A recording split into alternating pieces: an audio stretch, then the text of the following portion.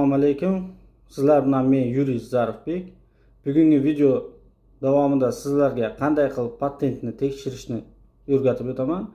Bu video davomida sizlar patent действительный, недействительный, аннулированный, toza haqida ma'lumotlar bo'ladi.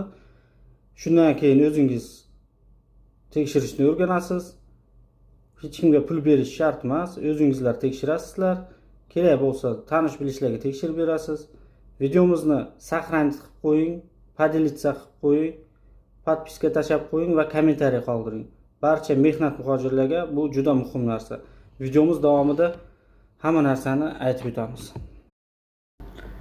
Tak, Yandex'mi, boshqa brauzerga kirasizlar. Shu brauzerda проверка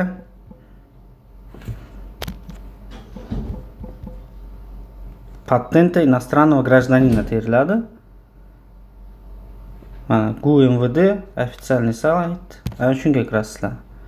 Xo'sh, mana проверка действительности разрешения на работу патентов, осуществление трудовой деятельности иностранными гражданами и лицам без гражданства.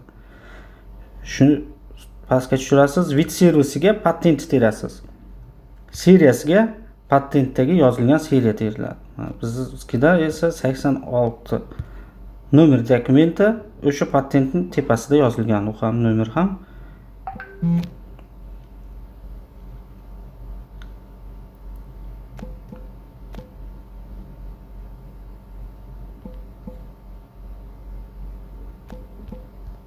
Seriya blanka. Seriya blanka hammaniki PR bo'ladi. Katta harf bilan PR teriladi. Bu patentni osti tomonda bo'ladi. Keyin esa nomer blanka teriladi.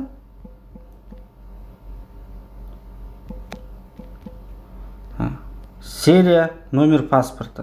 Shu qaysi fuqaro bo'lsangiz, o'sha pasportingizda yozilgan shu nomer. Mana bizniki esa Tojikiston fuqarosini tekshiramiz hozir.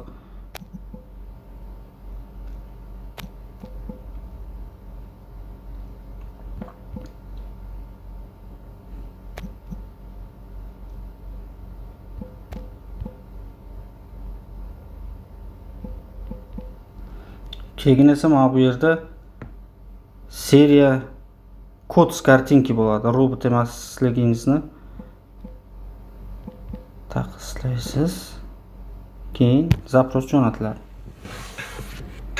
Mana ответ keldi. Патент, результат запроса. Патент с введенными реквизитами в статусе действительный. Mana shunday qilib o'zingiz tekshirib olsangiz bo'ladi.